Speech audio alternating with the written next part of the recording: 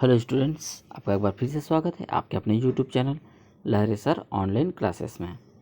Class 4 subject Hindi part 2 man part की सैर। तो यहाँ पर पार्ट में एक सैर करेंगे जो कहाँ की है, मैन पार्ट की है। ठीक है, तो यहाँ पर हम इस पार्ट में देखेंगे पाठ का उच्चारण, प्रश्न और अभ्यास, भाषा तत्व और व्याकरण, जिसमें संयुक्त क्रिया, बारह खड़ी और कारक मुख्यतः देखेंगे। और आपके लिए एक शब्द पहेली दिया गया है, फिर एक रचना करनी है आपको। चलिए, तो सबसे पहले पाठ का उच्चारण देख लेते हैं, फिर इसके अर्थ पर चलेंगे।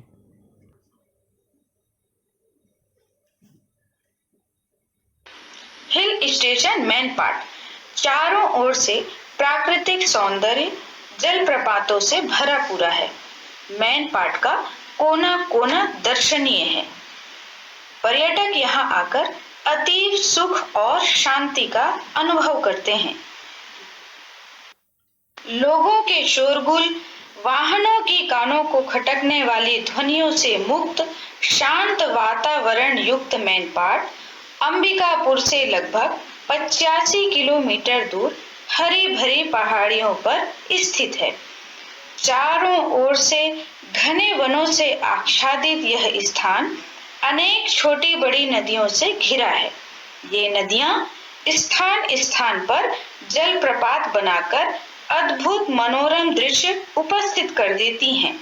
समुद्र तल से 1100 मीटर की ऊंचाई पर 28 वर्ग किलोमीटर में आयताकार पहाड़ी पर बसे मैन पाट के आसपास अनेक दर्शनीय स्थल हैं। इनमें टाइगर पॉइंट, मछली पॉइंट, मेहता पॉइंट, दरोगा दरहा जलप्रपात, देव प्रवाह अपनी प्राकृतिक सुषमा के कारण दर्शनीय हैं। पहले हम मैन पाट के पूर्वी भाग में चलते हैं। यहीं महादेव मुड़ा नदी बहती है। यह नदी वनों के बीच 60 मीटर की ऊंचाई से गिरती हुई एक आकर्षक जलप्रपात बनाती है। इस जलप्रपात की धारा जब नीचे कुंड में गिरती है तो शांत वनों के बीच मधुर संगीत सा उत्पन्न कर देती है। कभी इस प्रपात के आसपास वनराज भ्रमण किया करते थे, जिनके कारण इस प्रपात को टाइगर पॉइंट कहा जाता है। मुख्य मार्ग पर स्थित होने से यहाँ आना सुविधाजनक है। पर्यटकों के ठहरने के लिए यहाँ विश्राम गृह भी है। अब हम तुम्हें एक अन्य स्थल पर ले चल रहे हैं। यह स्थल मैन पाट से लगभग 15 किलोमीटर दूर है। चारों ओर हरियाली ही हरियाली। पहाड़ों पर उतर आए बादल ऐसे लगते हैं जैसे आकाश ही पेड़ों पर उतर आया है। कभी पहले इस जलप्रपात में बड़ी बड़ी मछलियां पाई जाती थी, इसलिए इसका नाम मछली पॉइंट पड़ा है। प्रकृति के मनोरम दृश्य देखते देखते हमारी आंखें थकती नहीं और मैन पाट में ऐसे प्राकृतिक दृश्यों की कोई कमी नहीं। अब हम आपको एक अन्य पॉइंट की ओर ले चलते हैं। यह पॉइंट मैन पाट से केवल 8 किलोमीटर की दूरी पर स्थित है। इसे मेहता पॉइंट कहते हैं। यहाँ के हर एक पॉइंट का नामकरण किसी विशेष कारण से किया गया है। सरगुजा और रायगढ़ की सीमा निर्धारित करने वाला यह पॉइंट एक ऐसे जल क्षेत्र का निर्माण करता है जो एक सागर के समान प्रतीत होता है। वन विभाग ने यहाँ भी पर्यटकों की सुविधा के लिए विश्राम गृह की व्यवस्था कर दी है। यूं तो वन विभाग ने पर्यटकों की सुविधा के लिए अनेक दर्शनीय पॉइंट पर पहुंचने के लिए पक्की सड़कों का निर्माण कराया है, लेकिन वन क्षेत्र में सभी स्थानों में सड़क निर्माण करना दुरूह कार्य है। ऐसे कुछ दर्शनीय स्थलों पर तो लोगों को पैदल ही जाना पड़ता है।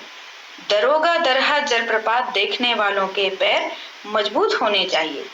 यहाँ गहरी खाइयों में होकर जाना पड़ता है, लेकिन अपने लक्ष्य पर पहुंचकर प्रकृति का नजारा देखकर 10 किलोमीटर पैदल चलने की सारी थकान छूमंतर हो जाती है। तुम यहाँ आराम से घंटे भर बैठकर प्रकृति की शोभा को निहार सकते हो। मैनपाट के सभी प्राकृतिक स्थलों को एक दिन में देख पाना असंभव है। जिस स्थल पर भी तुम पहुंचोगे वहां से हटने को जी नहीं चाहेगा।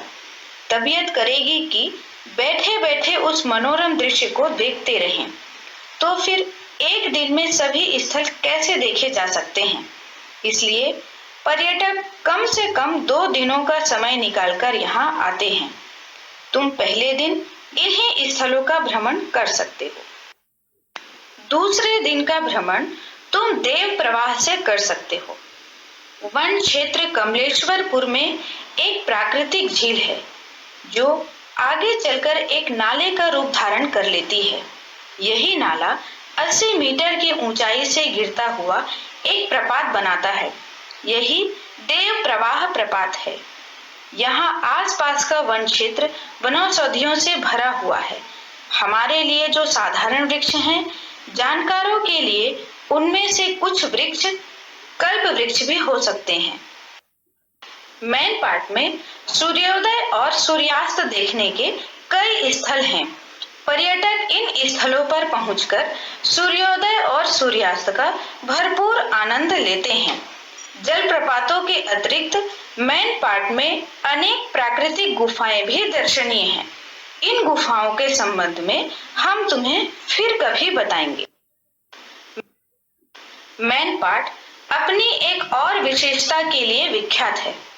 तुम जानते हो कि भारत सदा से ही शांति प्रिय देश रहा है। हमने अपने ऊपर विदेशियों के अनेक आक्रमण झेले हैं, लेकिन कभी किसी देश पर आक्रमण नहीं किया। हमारे धर्म प्रचारकों ने देश देश में घूम घूम कर शांति का प्रचार किया है और विश्व की कई विपत्ति में पड़ी जातियों को अपने यहाँ शरण दी है। ऐसे ही विपत्तिग्रस्त तिब्बती शरणार्थी जब 1962-63 के चीन युद्ध के पश्चात भारत आए तो भारत सरकार ने उन्हें मैनपाट में बसाया। यह स्थान जलवायु की दृष्टि से उनके लिए अनुकूल था। आज मैनपाट भारतीय और तिब्बती 2 संस्कृतियों का संगम स्थल है। बौद्ध धर्म अनुयायी इन तिब्बती शरणार्थियों ने भगवान बुद्ध के एक भव्य मंदिर का निर्माण कराया है, जो भवन निर्माण कला की दृष्टि से अनोखा है। स्वयं बौद्ध गुरु दलाई लामा ने आकर इस मंदिर का उद्घाटन किया था।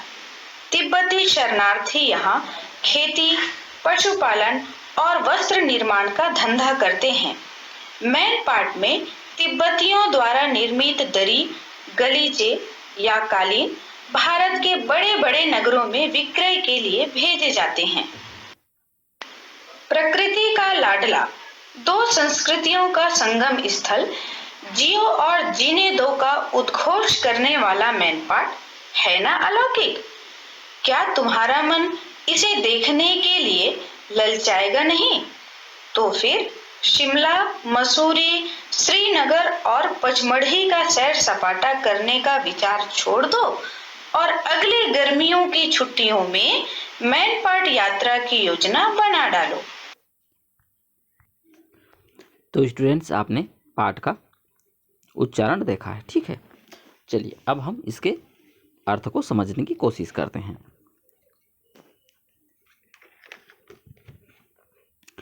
Hill station Mainpat. मैनपाट को हिल स्टेशन कहा गया है। यह चारों ओर से प्राकृतिक सौंदर्य है, भरा पूरा है, जलप्रपात से भरा पूरा है, ठीक है। यहाँ पर आप एक से एक प्राकृतिक सौंदर्य दृश्य देखेंगे और जलप्रपात देखेंगे। मैनपाट का कोना कोना दर्शनीय है। यहाँ पर आप जैसे ही आएंगे तो हर जगह को बस निहारते ही रहेंगे।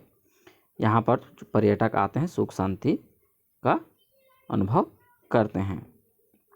यह मैनपाट अंबिकापुर से 85 किलोमीटर दूर हरी भरी पहाड़ियों पर स्थित है।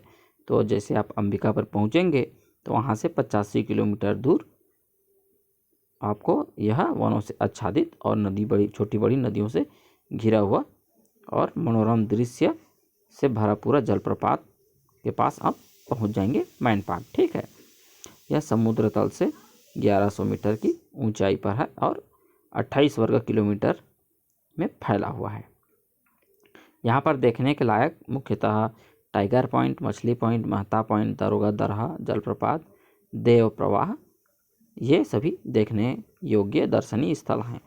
जब भी जाएं इनको जरूर देखें।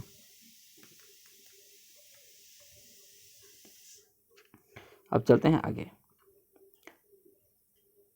पहले हम मैनपाट की पूर्वी भाग में चलते हैं। चलिए, सबसे पहले जब हम जाएंगे तो पूर्वी भाग में क्या क्या है देख लेते हैं। वहाँ दर्शनीय स्थल, वहाँ महादेव मुड़ा नदी बहती है। ठीक है, तो यह एक जलप्रपात बनाती है और उस जलप्रपात की लगभग ऊंचाई है 60 मीटर। ठीक है, तो इतने ऊंचे जलप्रपात यह बनाती है। यह इसकी जो जल होती है वह नीचे कुंड में गिरती है, वहाँ शांत वनों के बीच मधुर संगीत उत्पन्न कर देती है। ठीक है, पहले कहा जाता था कि यहाँ वनराज जो सिंह हैं वो घुमा करते थे, इसलिए इस प्रपात को टाइगर पॉइंट भी कहते हैं। ठीक है, यह पहला हमारा टाइगर पॉइंट। ठीक है, यहाँ पर अब जैसे जाएंगे तो यह मेन रोड है और सुविधाजनक भी है। यहाँ पर जो जाते हैं मतलब कि विश्राम गृह है, तो दर्शकों के लिए विश्राम गृह बनाया गया है। ठीक है, टाइगर पॉइंट में अब वहाँ जाएं तो वहाँ रुक भी सकते हैं। ठीक है, अब वहाँ से आगे जब बढ़ते हैं तो 15 किलोमीटर दूर हरियालियों से होकर आगे बढ़ते हैं। ठीक है, तो वहाँ क्या क्या है देख लीजिए। तो वहाँ है आकाश ही पहाड़ों पर उतारा है, इस प्रकार प्रतीत होता है। वहाँ बड़ी बड़ी मछलियाँ पाई जाती है, इसलिए उसका नाम क्या है, मछली पॉइंट रखा गया है। ठीक है, यहाँ मछली पॉइंट रखा गया और इसके सामने में ही 80 मीटर की ऊंचाई से गिरती हुई एक पतली धारा है जो एकदम सफ़ेद रंग की होती है, इसलिए इसे दूध की धारा या मिल्की वे कहते हैं। ठीक है, अब ये सारी चीज़ों को देखते देखते क्या है कि आंखें तो थकती नहीं और ऐसा लगता है कि यहीं बैठे रहें, आगे नहीं चलें। लेकिन क्या करें, जब देखने गए हैं तो सभी को देखना भी ज़रूरी है। तो 8 किलोमीटर और आगे चलने पर क्या आता है, मेहता पॉइंट आता है। अब ये सब पॉइंट जो है किसी न किसी कारण से नामकरण किया गया है। ठीक है, अब देखिए यहाँ पर सरगुजा और रायगढ़ क्षेत्र के जो जल क्षेत्र का निर्माण करता है उसके ऐसा लगता है जैसे एक सागर का समान प्रतीत होता है, तो एक सागर जैसा लगता है। ठीक है, और यहाँ पर भी पर्यटकों के लिए विश्राम गृह की व्यवस्था की गई है। ठीक है, तो इन सभी जगह में जाने के लिए क्या है, वन विभाग ने पक्की रोडें बनवा दी गई हैं। कुछ जगह है जहाँ पर पक्की रोडें नहीं बनी है, जैसे कि दरोगा दरहा है, वहाँ पर एक घाटी से होकर के जाना पड़ता है। गहरी गहरी घाटियाँ हैं, तो उसके लिए आपको क्या करना है, पैदल ही चलना पड़ता है। ठीक है, लेकिन जैसे आप वहाँ जाएंगे दरोगा दरहा तो आपकी सारी थकानें दूर हो जाएंगी। ऐसा वहाँ प्रकृति का मनोरम दृश्य देखने को मिलता है। ठीक है, अब एक दिन में आप ये सारी चीज़ों को नहीं देख पाएंगे। आप दरोगा दरहा तक पैदल भी जाएंगे तो एक दिन तक इतना ही देख पाएंगे। अब आपको वहाँ रुक करके एक दिन और इंतज़ार करें ताकि दूसरे दिन आप और मनोरम दृश्य देख सकें। ठीक है, दूसरे दिन में आप देव प्रवाह से आप जाना भ्रमण करना शुरू कर सकते हैं। यह कहाँ पे है, वन क्षेत्र कमलेश्वरपुर में एक झील है जो आगे एक नाला का रूप छोटा सा धारण कर लेता है, लेकिन जो झील है वहाँ पर आप जाकर देखेंगे तो मनोरम दृश्य नज़र आता है। ठीक है, यह नाला 80 मीटर की ऊंचाई से गिरता हुआ एक प्रपात बनाता है जिसे देव प्रवाह प्रपात कहते हैं। ठीक है, यहाँ पर बहुत सारा वन औषधि का पेड़ लगा हुआ है। कहा जाता है कि यहाँ पर कल्प वृक्ष है जिसे कुछ लोग पहचानते हैं। ठीक है, मेन पार्ट में सूर्योदय और सूर्यास्त देखने के लिए बहुत सारी जगह बनाए गए हैं। ठीक है, तो सूर्योदय और सूर्यास्त यहाँ भरपूर आनंद ले सकते हैं। यहाँ पर प्राकृतिक गुफाएं भी हैं जिसे आप समय निकाल करके देख सकते हैं। अब मेन पार्ट जो है अपनी एक अलग ही विशेषता के साथ विख्यात है, क्योंकि यहाँ एक शांति प्रिय इलाका है। और जब लड़ाई हुई थी चीन के साथ तो कुछ चीनी तिब्बती आए थे, तो यहाँ पर उनका बसेरा करवा दिया गया था और वे यहीं पर शरणार्थी के रूप में बस गए। यह 1962-63 की बात है, ठीक है। तो जलवायु यहाँ की उनके लिए एकदम परफेक्ट थी और उन्होंने फिर वहाँ एक मंदिर बनवाया, ये बौद्ध मंदिर, जिसे दलाई लामा ने आकर के इसको उद्घाटन भी किया था, ठीक है। यहाँ पर शरणार्थी जो है वो खेती करते हैं और पशुपालन, वस्त्र निर्माण आदि का काम वे लोग करते हैं, ठीक है। कालीन वगैरह वहीं लोग बनाते हैं, जिसे बड़े बड़े महानगरों में बेचा जाता है, ठीक है। अब प्रगति का लाडला दो संस्कृतियों का संगम स्थल है यह, चीनी तिब्बती और हम भारतीयों का, ठीक है। तो जियो और जीने दो का उद्घोष करने वाला मैन पार्ट है, तो यह अलौकिक जगह है। तो अगली बार जब भी घूमने जाएं, शिमला, मसूरी, श्रीनगर, पचमढ़ी न जा करके कहाँ जाएं, हो सके तो मैन पार्ट की यात्रा का योजना बनाएं। यह पाठ का अर्थ है, ठीक है। अब चलिए अगले पेज पर चलते हैं, प्रश्न और अभ्यास। मैन पाट कहाँ बसा है, तो यह अंबिकापुर से 85 किलोमीटर दूर है। और मैन पाट के पूर्वी भाग में कौन सा स्थानीय दर्शनीय स्थल है, तो हमने देखा मैन पाट के पूर्वी भाग में कौन कौन सा दर्शनीय स्थल है। तो पूर्वी भाग में यहाँ पर है महादेवमुड़ा नदी है, वहाँ पर आपको टाइगर पॉइंट, मछली पॉइंट, मेहता पॉइंट, दरोगा दरहा मिलेगा, ठीक है। ये सभी हैं।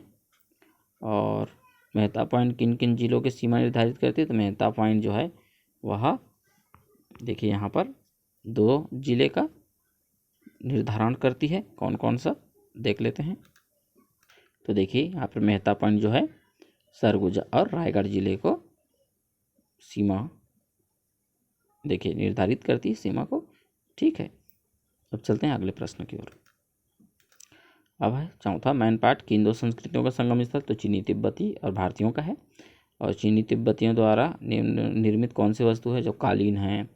और हमने आपको बताया भी बहुत सारी चीज़ें वहाँ पर बनाई जाती हैं, जिसको यह देखिए यहाँ पर पशुपालन है, खेती है, वस्त्र निर्माण है ना, और दरी है, गलीचे, कालीन, ये सभी ये लोग क्या करते हैं, बनाते हैं, ठीक है। अब तुम्हारे आसपास कोई घूमने लायक जगह है तो उसके बारे में आपको लिखना है, ठीक है। जैसे हमारे इधर है चंद्रपुर, ठीक है, तो आपके उधर भी कुछ ना कोई जगह जरूर होगा, तो उसके बारे में आप लिख सकते हैं। यदि तुम्हें घूमने जाने का मौका मिले तो तुम कहाँ जाना चाहोगे और क्यों, तो इसको आप अपने अपने हिसाब से उत्तर को लिखना है आपको। नीचे लिखे वाक्यों से क्या आशय है, मैन पार्ट का कोना कोना दर्शनीय है, मतलब कि आप मैन पार्ट का हर जगह आपके लिए दर्शनीय है, देख सकते हैं, देखने लायक जगह है। यहाँ आसपास का वन क्षेत्र वनौषधि से भरा पूरा है, मतलब कि यहाँ जो वन क्षेत्र है वहाँ पर वनस्पति वाला औषधि आपको मिलेगा। अगर आप पहचानते हैं तो आपको बहुत सारा चीज़ें देखने को मिलेगा, ठीक है। अब है भाषा तत्व और व्याकरण। तो देखिए इसमें हम देखेंगे संयुक्त क्रिया है, 12 खड़ी है और कारक। तो सबसे पहले चलते हैं संयुक्त क्रिया। संयुक्त क्रिया क्या है, संयुक्त क्रिया वह होती है जो 2 क्रियाओं से मिलकर बनी होती है, ठीक है। जैसे कि करना और देना, कर देती है, तो करना भी एक क्रिया है और देना भी एक क्रिया है, तो कर देती है, तो दोनों मिल करके बना हुआ है, ठीक है। तो इस प्रकार आपको जैसे प्रकट करता है, देखिए, ठीक है, तो करना भी कर देता है, देखिए प्रकट कर देता है, तो करना भी और देना भी, इस प्रकार से दोनों क्या है, क्रियाएं हैं। तो आप संयुक्त क्रिया समझ गए होंगे। चलिए अब इसका अगला देखते हैं। का इस पाठ से कोई 2 वाक्य चुनकर लिखो जिसमें संयुक्त क्रियाओं का प्रयोग हुआ हो, उन क्रियाओं को अलग अलग तोड़ करके लिखो। चलिए देखते हैं। तो चलिए यहाँ पर ही देख लेते हैं, लास्ट में योजना बना डालो, तो बनाना और डालो मतलब डालना, तो ये भी 2 क्रियाओं से बना हुआ संयुक्त क्रिया है। तो इस प्रकार से आपको, और जैसे यहाँ पर देख लीजिए भेजे जाते, तो भेजना भी एक क्रिया है और जाना भी एक क्रिया है। तो इस प्रकार से आपको ढूंढना है और उसको क्या करना है, लिखना है, 2 क्रियाओं वाले को, ठीक है। तो आप ढूंढ ढूंढ करके लिख सकते हैं इसको। समझ लेना, ठीक है, मैं तुमको समझा रहा हूँ, तुम समझ लेना, इस प्रकार से इसको वाक्यों में प्रयोग करना है, एक वाक्य बनाना है। पहुँच जाना, 7 बजे का पहले घर पहुँच जाना, इस प्रकार। भाग जाना, सांप को देखकर तुम घर भाग जाना। ऐसे आप संयुक्त क्रियाओं का प्रयोग आसानी से आप कर सकते हैं, ठीक है। मूल क्रियाओं में पढ़ना, लेना, डालना, क्रियाएं आदि मिक्स करके बनाना है। तो इस प्रकार से आप जैसे मोल लेना, ठीक है, मोल भी मोल लेना नहीं आएगा। इसमें कर लेना शब्द जोड़ लेंगे तो तुम होमवर्क कर लेना, तो ये है आपका एक वाक्य बन जाएगी। इसी तरह और वाक्य बनाना है, कर डालना है, ठीक है। जो इस प्रकार से आप बना सकते हैं, ठीक है। तो ये एकदम इजी है। अगर नहीं बनेगा तो आप कमेंट में बताइए, हम इसको भी नेक्स्ट वीडियो में इसका अलग से वीडियो बना करके आपको बता देंगे, ठीक है। चलिए अब है वर्णमाला। चलिए वर्णमाला तो आप जानते हैं 12 खड़ी क का की, ठीक है। तो उसके हिसाब से इसको आपको क्या करना है, बनाना है। देखिए यहाँ पर अलग अलग मात्राएं बनी हुई है।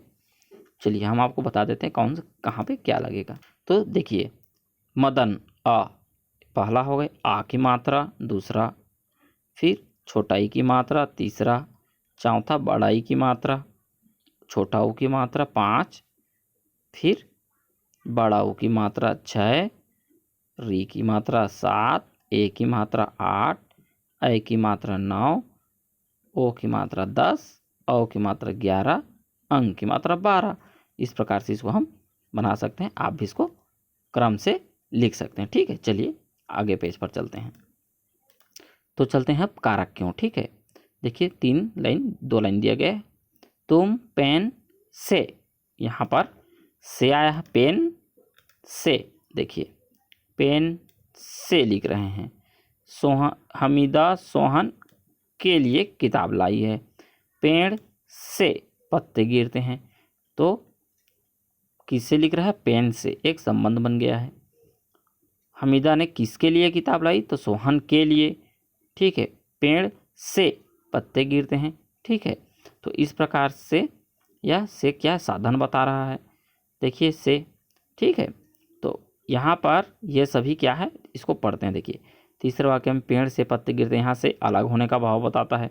दूसरे वाक्य में के लिए मोहन एवं किताब को जोड़ रहा है, ठीक है।